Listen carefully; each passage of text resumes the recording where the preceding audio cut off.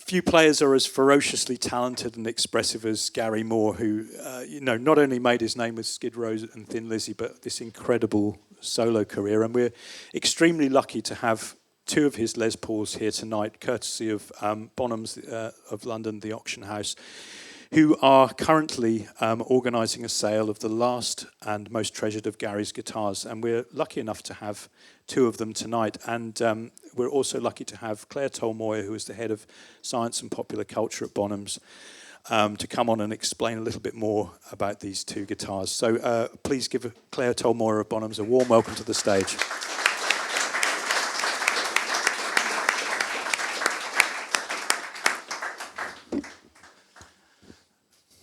Hello. So just a little bit of backstory. Bonhams, this isn't the first sale of Gary Moore's guitars that Bonhams have dealt with, is it? No, we've been partners with the Gary Moore estate for 10 years, which is quite remarkable because I've been at Bonhams 11 years, so I think I've been selling Gary Moore guitars my entire Bonhams career. But yeah, our first sale was back in 2016. We then had other parts in 2017 and 2022, but this is it. This is the final encore coming up this November, and we have got some exquisite guitars from his collection, including this one and another one which we'll be coming on to later. We've had 105 guitars over the course of 10 years. It was just when we were talking the other day, we worked out just how many he had. I think when you sell it in tranches, you don't really count how many, but it was quite remarkable to work out just how many he had. And of those 105 guitars, 60 of them were Gibson. So he really was a Gibson lover, and it's fantastic that we've seen so many different examples from Gibson over the years. I mean, it's interesting, isn't it? I mean, some players, like Brian May is the obvious example, are sort of associated forever with one particular guitar that they do everything with, that becomes inseparable from their image. But Gary was much more kind of wide-ranging, wasn't he, in his choice of instruments? Yeah, definitely. He constantly tried to sort of go out of his comfort zone, try new examples, try and sort of test his sound and his tone. And I think that's why he built such a collection. He really was a boundary pusher. He didn't stick in one area, and I think that's reflective in his collection. And not only that, is he was a proper collector. He loved it, you know, and he got to collect at a time when you could collect, or he could collect. He collected right from sort of late 70s right up until he passed. So it was a bit of a luxury for others, but again, it's quite rare that you see a collection of that size with so many vintage examples come onto the market. It's not so easy nowadays. So even for a musician of Gary's calibre, is quite an unusual sort of breadth to the collection. Absolutely, we've got guitars in there. Well, I mean, in November we've got guitars from 1955 right up until 2012. So there's something for everyone. So perhaps we should introduce this guitar to the stage. It's one of the most familiar to Gary Moore fans. Tell us a little bit about this, Claire, please. So this is Gary Moore's 1959 Les Paul, aka Stripe. It's called Stripe because of its very distinct grain here. It wasn't called Stripe by Gary. He called it the LP2, or the other 59 Les Paul. We all know what he's referring to there. It was actually Tom Whitrock who had it before Gary, who nicknamed it that. And lots of people know it as Stripe, but it's such a distinct guitar. He got it in 1988 from Phil Harris, and it basically became one of his main guitars since that date. He used it right up until 2008. It appeared on almost every studio album. And he toured with it as well, right up until 2006, when he decided to retire it because it basically got too expensive to insure it on tour. So it stayed at home, stayed on the studio work. But it's the workhorse behind Gary Moore. It's a very important guitar to Gary and his collection. Yeah, it's really interesting, isn't it? I mean, and I want to sort of go over to Nev here for a moment, because you knew Gary a bit, didn't you? I did know Gary, yeah. I was lucky enough to interview him many times, and we kind of got on as people. We were similar era people. I mean, our introduction to blues was identical. He told me exactly the same story that was my story, which a friend came round to the house with the Blues Breakers with Clapton, put the needle on, and that first lick on there, and we both said, "What the hell's that?" And that was our introduction to the Les Paul and to Eric Clapton. And Gary loved Eric, loved Peter, who followed Eric in the Blues Breakers, and that's why he bought Les Pauls. That's why Mick Taylor bought Les Pauls. I mean, what I find interesting, but also kind of entirely logical about the guitars that Gary had, is that they're not absolutely pristine, collector's pieces, because they have been used actually in anger on the road and so forth. And this is a kind of an example of that. I was just thinking that, sat there, I was looking at the one I'm about to bring on stage, looking at all these, they're pristine.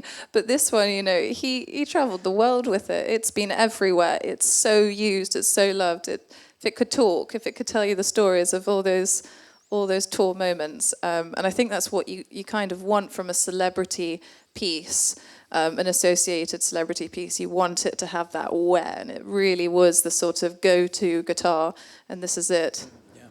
I mean, straight away you can see that it's got Grovers, and this is the sort of classic upgrade. I mean, obviously the Clousson Deluxes, the plastic crumbles, and all the rest of it. What do you see as the functional upgrade that was being sought there? Well, I mean, to my shame, and any guitar player from my vintage, I put Grovers on so many Gibsons, and to my utter disgust, I've ruined it. And on my own 6335, I put shallow tuners on them.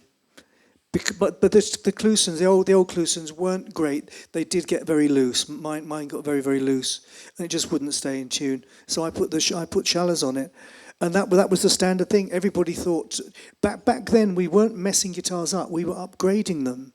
We weren't destroying things. But any one of these guitars now, if you put Grovers on that, you'd probably take. I'd shudder to think what you take off its value. But that's not how we thought back then. We thought we were making a musical instrument better, and that's why they did it.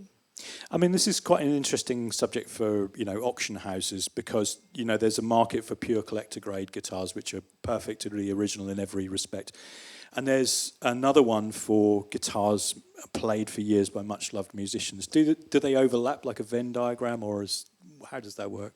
I think you just have to pay attention a bit more, because you expect to see it how it was put out by the factory, and then you look a bit closer and you see what the artist did to it, and suddenly you're dealing with something totally custom, totally unique, and totally in line with that person, that musician.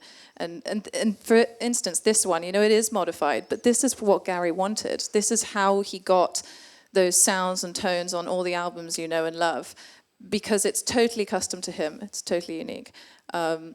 And it just makes you pay attention a little bit more. Well, absolutely. I mean, what I find interesting about Gary is he loved clearly the heritage of his heroes and the heritage of iconic brands like Gibson, but he was also quite a pragmatist as well. So, I mean, he would mix and match vintage stuff with brand new stuff, wouldn't he?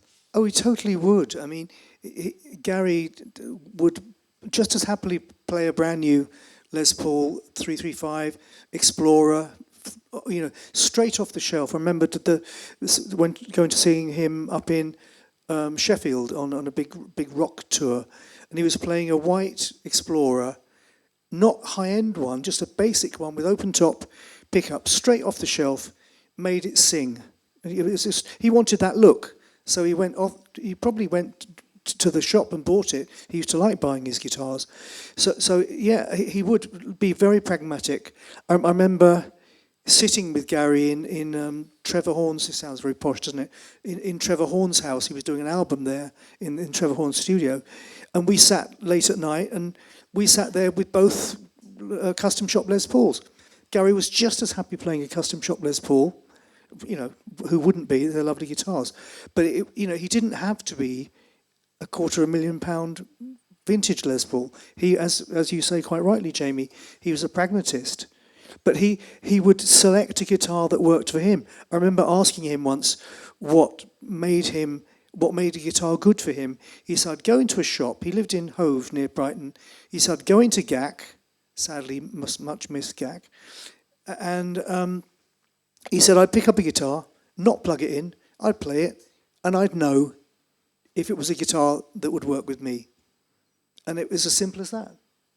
Yeah, and what do you think his kind of cardinal qualities were as a player? What was his strongest suit as a player, and why did it match so well with the Les Paul? It was what Ainsley alluded to earlier on, and it was the dynamic range. Gary would turn a Les Paul down to 1 on the volume control and tease out the sweetest, cutest, most loving, tender notes, and then within a minute, he's flat out, right at the top of the neck, blasting out like 30-second notes to the dozen. And that's what he had. But he had a touch. He had a brilliant touch on the guitar. Very few people had that level of touch. It did beautiful, beautiful, musical. Gary was so. I remember sitting with Gary that same night in Trevor Horn's house, saying, and he was piddling about playing some jazz chords, and he started to play. There's a track on Larry Carlton's, one of his first albums, that's called Room 335. It wasn't called that, it was called Larry Carlton. But there's a track on there called It Was Only Yesterday, a beautiful ballad with a descending minor chord thing. And he was playing the chords and the lead at the same time. And I said, why don't you do something like that on one of your albums? He said, my fans wouldn't like it. I said, I think they would. Yeah, but absolutely. He was so... I remember watching him with Colosseum too. Or was it Colosseum? And he was jumping up and down. He'd play these stupendous runs, and he'd jump up and down, and he'd land on his feet and on the perfect note at the same time. I'd never heard him play a bum note. Yeah, which is incredible, isn't it? To be so in the music and yet so kind of foot sure, you know. He didn't know what was going on in those songs chordally and harmonically, but his head was intuitive and playing the right notes. I'll never understand why. Yeah, and that's real deep musicianship, isn't it? Yeah. Where it's just instinctive. Yeah.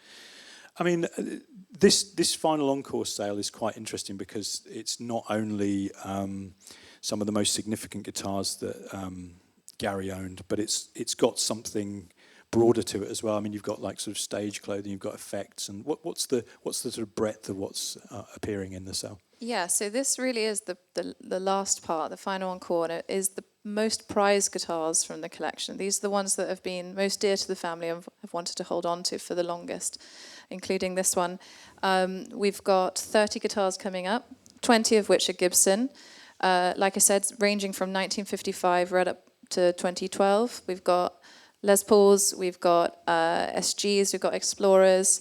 We've even got a Les Paul Jr. that was owned by Steve Jones of the Sex Pistols before Gary, which I kind of love. It had a whole punk era, punk life before Gary took it into the sort of heavy metal, heavy rock era of the 80s. So there's really something for everyone.